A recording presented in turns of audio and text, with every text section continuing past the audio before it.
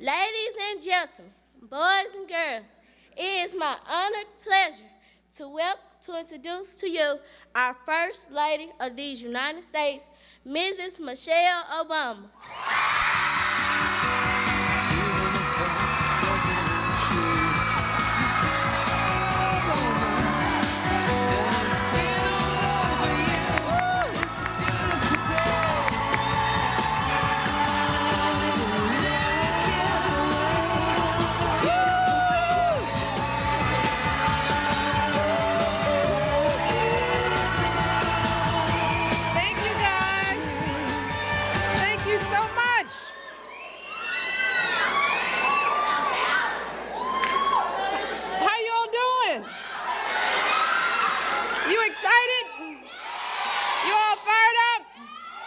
That's a good thing. I'm just happy to be here.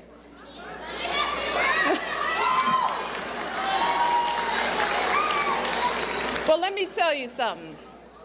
The White House is a pretty neat place to live, but let me just say this. One of the best things I do is coming out of the White House and coming here to spend time with all of you.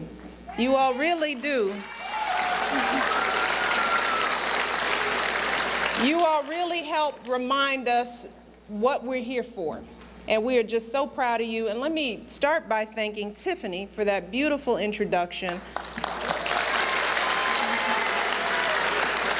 I got to meet Tiffany backstage, and I know that the reason she got to introduce me is because she worked hard and won an essay competition to do it. And we are proud of her. We're proud of you, Tiffany, proud of the work that you're doing. You're a beautiful young lady, a sweetheart, and I want you to keep up whatever it is you're doing, because you are doing good things, and we're just so proud of you. I also want to thank, before we get in, I want to thank a few people here, because there are a lot of people here who care about this state and care about this city, people who have done a lot to make this visit possible. Who've done a lot of important groundwork to get this state in the limelight, and I want to make sure that we recognize those people, some of them who couldn't be here, like Congressman Benny Thompson, because he's in Washington.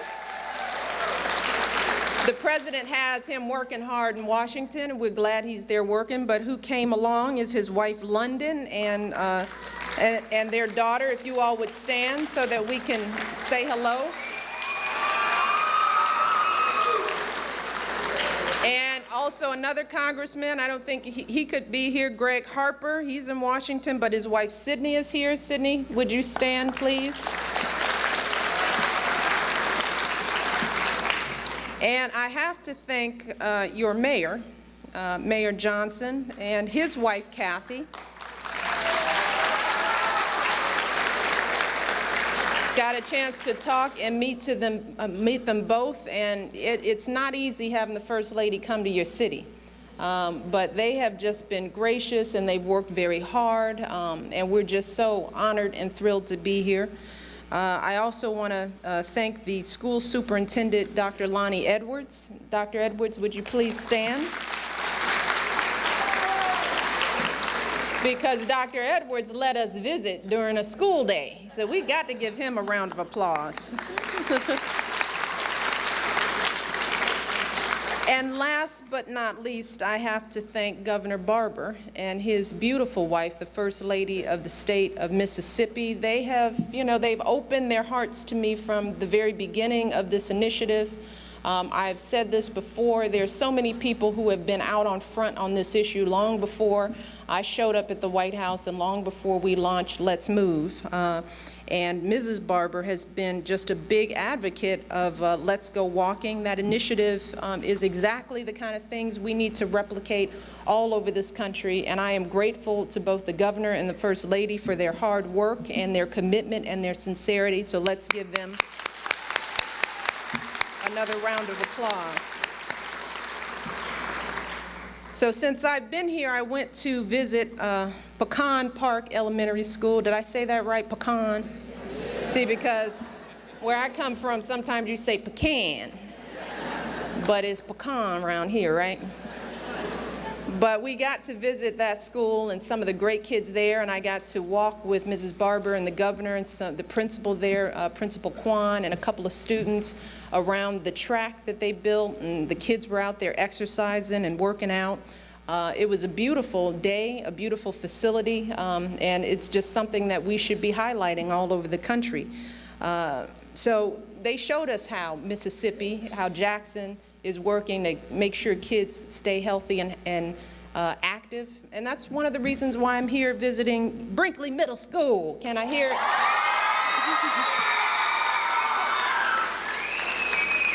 That's why I'm here, because we want to continue this conversation that I've been having around the country, starting about a few weeks ago. It's an issue that I care deeply about, not just because I'm a First Lady, but because I'm a mother, you know, and I've said this ever since I came into office. I approached this job first as a mother, and I'm thinking about all of you all as a mother, not as a First Lady.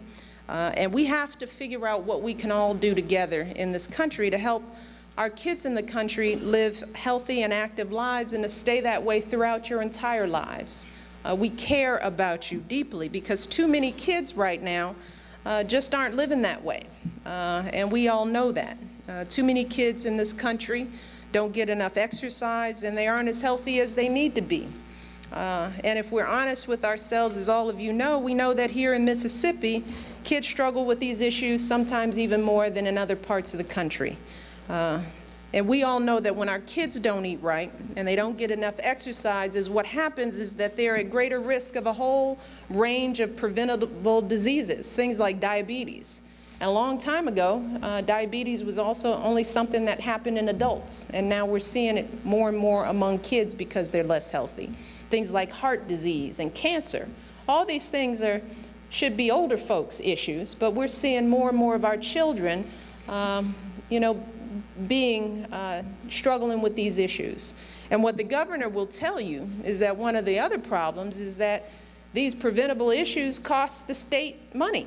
You know, here in the state of Mississippi, I think you're spending about $750 million each year to treat diseases that don't even have to exist. So that's the bad news, right? That's the kind of stuff that we're here to fix. But there's a lot of good news. Good news is that the folks around this country, particularly around this state, in the city, have begun to focus on this issue in a real serious way. We know that a lot of this is our faults, the grown-ups, right? This isn't on you all, right? And people have gotten an important wake-up call. They're looking at the health statistics, they're looking at you guys, and they're seeing the future in you, and we all know that we've got to do something.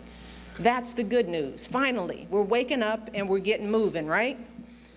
And that's why I wanted to come to Mississippi. I picked this state because of all the creative things that are already happening here to fix things. So I'm not here to highlight what's wrong.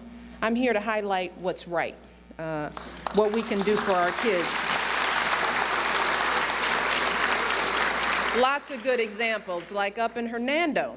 Mayor Chip Johnson's working to build more sidewalks and to bring weekly farmers markets to town so folks in this town can be more active and eat better. And Mayor Johnson was with me when I launched Let's Move in Washington, D.C. That's a good thing here in Jackson. There's an organization called My Brother's Keeper that's launched an initiative called Jumpstart Jackson. And they're trying to bring more fresh grocers to town and make it safe for kids to walk and bike to school. And all across Mississippi, and this is really key because this is where the whole state can come into play. What the governor has done is signed a law to help make sure that schools like Brinkley are giving students more time in school to be active and to play. And that they're teaching in the curriculum every day about healthy lifestyles and doing better to serve healthier lunches here, right? Because many of the kids here, you're eating most of your meals here at school. So it's incumbent upon us to make sure that those meals are healthy. If you think about it, before that law was signed, the average school here in this state, the lunch had more than 900 calories. That's a lot of calories in a lunch for some kids, right? But today, they've been cutting those calories by reducing fats and sugars that are in the foods you have and increasing more fruits and whole grains. Have you all noticed that? Some changes in your lunch? Well, yeah, I know, it's like, See, it's the kids and the grown-ups, right? But these are important things for you to know. As you see the changes in the lunchroom, they're happening for a reason. Before that law was passed, more than 3 in 4 middle schools sold things like candy and salty snacks and soda to the kids. And now, today, because of that law, more than 3 in 4 schools don't serve those kind of foods. And I know they got a few unhappy faces about that, but this is a good thing. Everyday folks here in this state prove that if we in this country are creative and we're determined and we're focused, that we can meet these challenges, because this isn't just happening in Mississippi, it's happening all across the country. That if we really work together, we can really reverse these trends and turn back the tide, and we can help you all live the kind of healthy, active lives right from the start. Because the thing is, if you learn these habits early, right, you'll carry them through with you for the rest of your lives. So what I have asked people to do is let's act, let's get going, let's move. That's why we call this initiative Let's Move. It's about all of us getting up, getting together to make sure that our kids are living the kind of lives that we need them to live. There's one important goal to this initiative. We are trying to end the epidemic of childhood obesity in a generation. That's a big goal, because we want kids born today to grow up healthy and at a good weight when they reach adulthood. So that's the goal. And reaching this goal it's an ambitious goal to talk about doing anything in a generation. It's a hard thing. But that's why we've started Let's Move, because this initiative is asking everyone in the country to do their part to reach this goal. Everyone's got to do their part. That's why I've been traveling around the country, and I'm going to do this for years to come, asking everyone to step up and get involved. I've been meeting with governors and mayors. I've already met with many of them. I'm asking them to do their part to help make cities and states more healthier, building more sidewalks, turning playgrounds into track fields, and opening up abandoned buildings, and doing a whole range of creative things to do their part. I've been meeting with parents, and I've been asking parents to do their parts, because it doesn't matter what we feed you at school, but if you get home and it's hard for parents to make healthy choices, then you guys still aren't leading healthy lives. So we've asked parents to step up and do more. And I've been meeting with educators and school nutrition leaders, people like Mary Hill, asking them to do their part to make sure you all have options that not only are healthy, but they taste good and they look good, and it looks like something that you even want to try. In a couple of weeks, I'm going to even meet with the food manufacturers, the people who make the food that goes into your lunches, and also the people who make food, period. And I'm going to be asking them to do their part, right? Because if the stuff you buy in the grocery stores aren't healthier, if the options are limited, then it's hard for your families to make healthy choices. And today, I wanted to be here especially because I'm going to ask for help from the most important group of this whole entire effort. And who do you think that group is? It's you, right? It's all of you. All of you young people. You have to do your part too. So I'm really asking you all to help me. Have you ever been asked by the First Lady or the President of the United States to help them? Well, I am asking you for your help. You gonna help me? Yeah. All right, well, let me, but before you sign on, let me just tell you what I need you to do. Because, you know, we can make all these changes in your communities, your parents can do things differently, the schools can do things differently, but if you're not open to change and ready to do your part, then it won't work either, right? I know your teachers tell you that all the time. You have to want the change, right? And it starts with the choices that you make, and this is what I tell my kids. Make healthy choices, right? When you have snack time, you got the choice between grabbing the candy bar or the potato chips or grabbing an apple, right? And I urge my kids to just balance it out. Just think about putting a little more fruits and vegetables on that tray and then trying to eat them. Can you do that? Come on now. There's a little less enthusiasm there. And we know you have to be active and move, right? That means you can't spend hours sitting in front of the TV and video games and the computer. You have to get up and move. Can you help me with that? Yeah. They were so excited a few minutes ago. But the president and I ask our daughters these same things. I mean, this is what we talk about at home. When we're at dinner, we ask them, what'd you eat for lunch? What kind of choices did you make? Did you try a little salad? Did you put some carrots on your plate? And if you had dessert one day of the week, do you think you need to have it every day of the week? You know, if you watch TV on Saturday all day, do you really need to watch it again on Sunday? If you haven't finished your homework, should you really be on the computer? Now, these are things that we need you to start asking yourselves. You all are in middle school, right? You all are large and in charge, right? So now you got to start asking yourselves these questions, right? And you have to help your parents out, because when they ask you to make the change, what don't we want you to do, parents? Whine. We don't want whining. Can you help us by not whining about a change? Can you do that? Come on, Brinkley. Come on. Well, this is the kind of help we're going to need from all of you. This is the kind of stuff we want you to think about as we move through this initiative, the kind of choices that you're making. And we've been working with kids your age for the entire year. At the White House, we planted this wonderful garden, and we had middle school students just your age working with me every step of the way. They helped me pull up the soil and plant the seeds, and they've been at the White House several times a year just because we've just been learning what it looks like to grow your own food and eat your own food. And the thing we found out is that when kids play a role in what they do, they're much more inclined to try new stuff if they grew it. So hopefully many of you can get involved in your community gardens as well. But that's what Let's Move is all about. Let's Move is really about you all. It's really about making things better for our kids, and that's why we're here today. You've got a community of people around you. You all should look in this room, because it's not just you up there. Back there are hundreds of people who care deeply about you, and they're all here working hard from the president to the governor on down, because we all care about you. And it's important for you all to understand that we're here doing this for you. So we're doing this because eventually you all are going to be in charge of all this, right?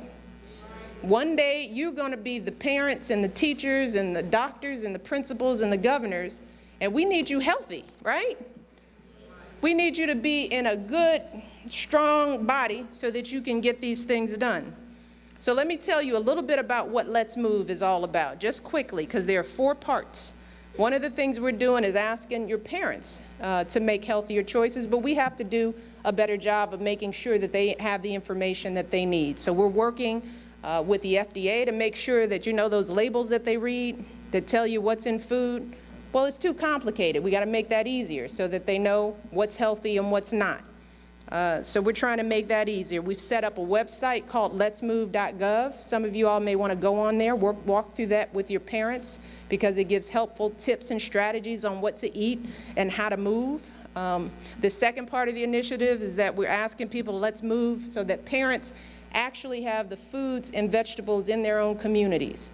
Do you know that there are a lot of kids who live in communities that don't have access to a grocery store or a farmer's market or a place to buy fruits and vegetables? There are about 6.5 million kids who can't walk down the street and go to a grocery store because their communities don't have grocery stores. Well, part of Let's Move is trying to eliminate that, because we can't tell people to buy fresh food if there's no place to buy it, right?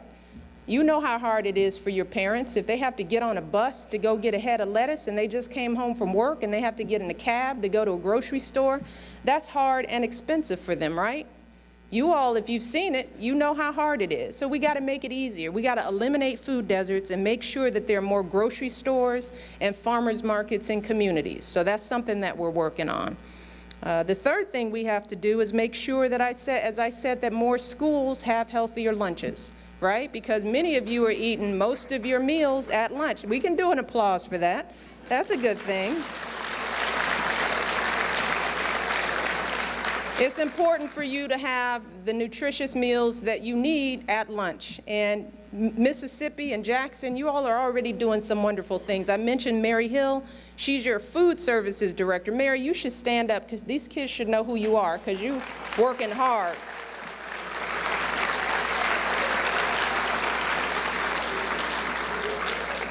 Mary Hill's working on what you all eat. And one of the things that's happened is that you guys eat lunch with your teachers now, right? Yeah, and I know that might be a hassle having them sitting at the table with you. But what that does is because the teachers are sitting with you, what they've seen is that you're more inclined to eat more fruits and vegetables, and so are your teachers. So just because of that one little change, having teachers eating with you, that changes how you eat. And that's something that's happened here in the state because of Mary, because of the governor, because of so many other people. Here in Mississippi, another thing that's happened is that they've taken fryers out of the school and put in more ovens, right? And just imagine, just because of that, in Starkville, 2 schools in that area, they cut out about 3 million calories. 3 million calories just by not having fried potatoes. Those are the kind of little things that make a difference. But the key, one of the real things I'm highlighting in this Let's Move challenge is the 4th thing is that you all have to get moving. We all have to get moving because you can eat the best food in the world, but if you all aren't active, it's going to be a tough thing. So we need you all to get moving and be more active. This is where you guys come in, again, putting down the cell phones and thinking of creative things that you care about, whether it's getting your parents to do the electric slide or doing Dance Dance Revolution. It doesn't matter what it is. My kids, me and the president and our kids play Dance Dance Revolution. How many of you all have done that? That's a good game. That'll make you sweat. And we need you all working, finding creative ways to stay active and get your parents active. And we're going to expand the President's Fitness Challenge so that more kids can try new things and get awards, maybe come to the White House because you're meeting some goals, working with some professional athletes from all the leagues, because a lot of them have signed on to help. People from Major League Baseball and the NBA and the NFL and WNBA, all of these professional athletes are going to be signing on to do clinics and to encourage you all to stay active. So there's a lot of good stuff in Let's Move. But we're going to need you all. As I said, we're going to need you all to help us get this stuff done. But know that we're doing this all for you. We care so much about your future. We really do. We're proud of every single one of you. You're like our kids. And sometimes it may not feel that way because somebody is lecturing you, trying to eat food that you don't want to eat. But we want you all to pursue your dreams. And we know all of you have big dreams. How many people here want to be a doctor? How many people here want to be a lawyer? How many people here want to be President of the United States?